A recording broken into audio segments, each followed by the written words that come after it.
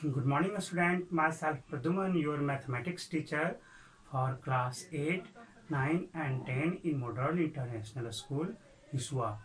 Student, today just I am going to start a new chapter for class U, that means for class 8. Your chapter is direct and inverse proportion. Direct and inverse proportion. What is direct proportion? What is inverse proportion? First of all, you have to know about this. Your first topic is direct proportion, है ना? This is valid only for two number, two, three और more numbers कह सकते हैं, दो या दो से ज़्यादा नंबर के लिए ये आपको वैलिड होते हैं. सपोज दैट आपके पास कोई दो नंबर है x एंड y, है ना? If the product of these two number is always, if the ratio of these two number is always constant, if the ratio of these two number is always constant, then you can say that they are in direct proportion, or you can say that they are directly proportional to each other, है ना? जैसे आपके पास दे दिया गया है आपका x divide by y equal to आपका कोई कांस्टेंट आ गया. जैसे मैं आपको एग्जांपल के लिए लेता हूं, x और y है, यहाँ पे है 2, यहाँ पे 6 आ रहा है, 3 9 है, 4 12 है ना? आपका 5 15. क्या देख रहे हो? x और y का जो रेशियो है, जब when x equal to 2 then y equal to 6 है, तो यहाँ पे x और y का रेशियो जब देखोगे तो क्या आएगा? 2/6 इक्वल टू 1/3. यहाँ पे देखा जाए तो यहाँ पर क्या आएगा? 3/9 इक्वल टू आपका, जैसे जैसे हमने x का वैल्यू बढ़ाते गया वैसे वैसे y भी मेरा बढ़ते चला जा रहा है. यहाँ पर भी ये हुआ. तो अब इसके बारे में क्या बोलोगे? 4 और ये 4 divided by 12 also 1/3, 5 divided by 15 also 1/3. So all the ratio give us a same result as 1/3. जितना भी नंबर हैं, सारे नंबर के बारे में क्या देखा कि रिजल्ट आपका सबका सेम ही आ रहा है, 1/3. So you can say that all these numbers are direct in proportion, है ना? ये दोनों नंबर जो हैं एक दूसरे के प्रोपोर्शनली हैं, है ना? Suppose that x and y are two number, such that सारे नंबर एज इट इज आपको फाउंड हुए, तब कह सकते x is directly proportional to each other and y is in direct proportion with x और x is in direct proportion with y. Now variation. What is variation? Suppose that you have two quantity.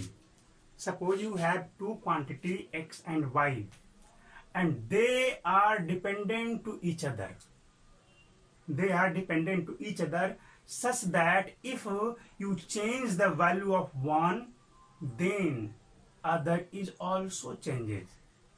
Then other is also changes. Then you can say that they are in variation, or they are variable quantity. They are variable quantity. Constant quantity means this value is never changed. Constant quantity means this value is never changed, just like 5, 6, 7, 8. x equal to 5, x constant हो गया, 5 तो कभी change होगा नहीं. x equal to 7, ये क्या हो गया? ये भी कांस्टेंट हो गया. यहाँ पे x क्या हो गया? कांस्टेंट हो गया. 7 क्या है? कांस्टेंट है. 7 का वैल्यू चेंज नहीं होगा तो नहीं होगा, है ना? तो इस तरह से हम क्या कह सकते हैं कि जिसका वैल्यू चेंज नहीं होता है वो कांस्टेंट होते हैं. और वेरिएशन का मतलब क्या है? दो क्वांटिटी हैं जो एक दूसरे के ऊपर डिपेंड करते हैं. एक को बढ़ाया घटाया तो दूसरे में भी आपको वेरिएशन होता है. तो कह सकते हैं कि they are in variation. Variation means change होना. Suppose that you have to given x equal to 2y. यहाँ पर क्या देखोगे? x और y का वैल्यू फिक्स नहीं है. y इक्वल टू 0 रखोगे तो x आपका ऑटोमेटिक 0 हो जाएगा, है ना? x आपका 0 हो जाएगा, है ना? अब आप y इक्वल टू 1 रखोगे तो x क्या आ जाएगा? आपका क्या आएगा जी 2, y इक्वल टू 2 रखोगे तो x क्या आ जाएगा 4 आ जाएगा। देख रहे हो, यानी कि y का वैल्यू चेंज करते जा रहे हो, x ऑटोमेटिक चेंज हो जा रहा है। क्या x का वैल्यू फिक्स है? नहीं है। y का वैल्यू फिक्स है? नहीं है। यहाँ पे x इक्वल टू 1 रखोगे तो y इक्वल टू 1/2 होगा। आपने लीनियर इक्वेशन में ऐसा पढ़ा है। x इक्वल टू 2 रखोगे तो y इक्वल टू 1 आएगा। x इक्वल टू 3 रखोगे तो y इक्वल टू 3/2 आएगा। क्लियर? इससे क्या आप देख रहे हो कि x and y are dependent to each other. x और y एक दूसरे पे डिपेंड कर रहे हैं। So you can say that x and y are in variation, और you can also say that x and y are variable quantity. Clear है? इस तरह से हम लोग वेरिएशन वेरिएबल क्वांटिटी को समझेंगे। वेरिएबल क्वांटिटी मीन्स जिनका वैल्यू फिक्स नहीं होता, जो किसी दूसरे के ऊपर डिपेंड करते हैं, यानी कि एक दूसरे के ऊपर डिपेंड करते हैं। और कांस्टेंट मीन्स जिनका वैल्यू चेंज नहीं हो सकता है ना, उनका वैल्यू फिक्स है। तो वैसे क्वांटिटी को हम लोग कांस्टेंट क्वांटिटी कहते हैं। नाउ डायरेक्ट प्रोपोर्शन और डायरेक्ट वेरिएशन, है ना। मैंने अभी आपको थोड़ी देर पहले डायरेक्टली प्रोपोर्शनल और डायरेक्ट प्रोपोर्शन के बारे में बताया कि, है ना, कैसे बोल सकते हैं।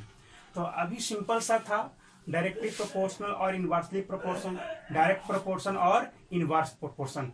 एक्चुअल में है क्या ये तो पता हो ही चुका है ना। When the ratio of two different quantity is always a constant quantity, then they are in direct proportion और they are directly proportional to each other. If the product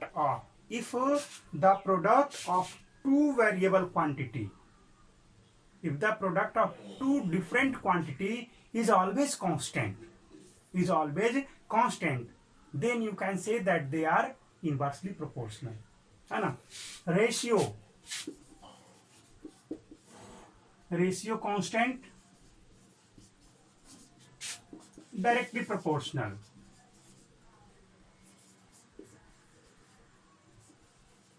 और इनडायरेक्ट प्रोपोर्शन भी बोल सकते हैं, डायरेक्टली प्रोपोर्शनल और इन direct proportion भी इसको बोल सकते हो।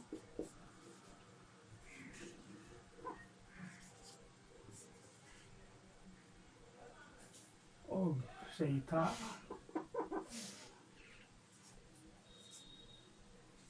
पोर्शन बोल सकते जब आपका क्या कांस्टेंट हो, रेशियो, और जब आपका प्रोडक्ट कांस्टेंट हो, व्हेन प्रोडक्ट इज कांस्टेंट, है ना, product is constant, then you can say that they are in inverse proportion, है ना। जैसे x इंटू वाई, जैसे डायरेक्ट प्रोपोर्शन में आपको देखो इसका एग्जांपल है x by D y equal to constant, ये हो गया आपको डायरेक्टली प्रोपोर्शनल, है ना। और x इक्वल टू के बाई, जैसे हमने अभी बताया था x इक्वल टू 2y था, 2 कांस्टेंट था, x इक्वल टू 5y है, ये भी कांस्टेंट है, और 5x इक्वल टू y, ये भी आपका डायरेक्ट प्रोपोर्शन में ही है, ये भी आपका। क्लियर है? इंक समाप्त हो गया, भर ले।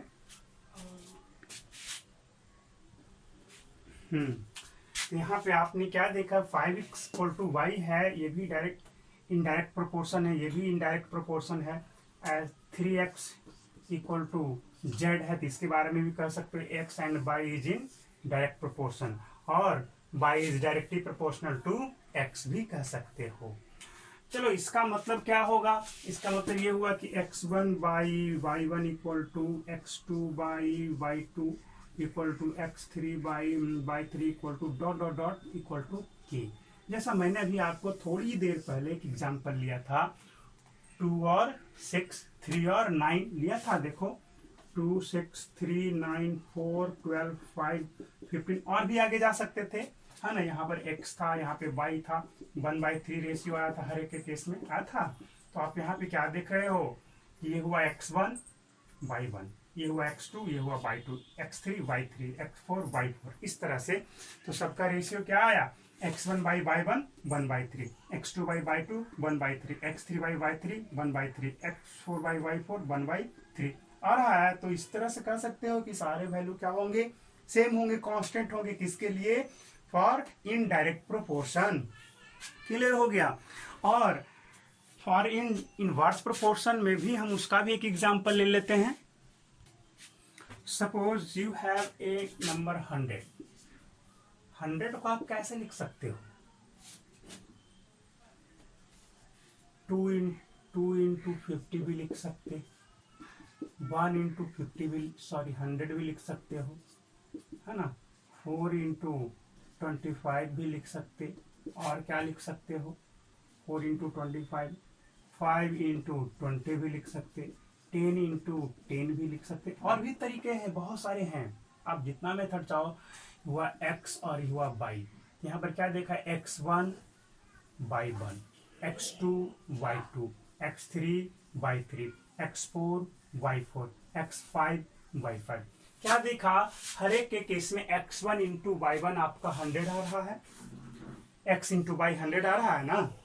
x1 into y1 100, x2 into y2 100, x3 into y3 100, x4 into y4 100, x5 into y5 100, और भी बहुत सारे हो सकते।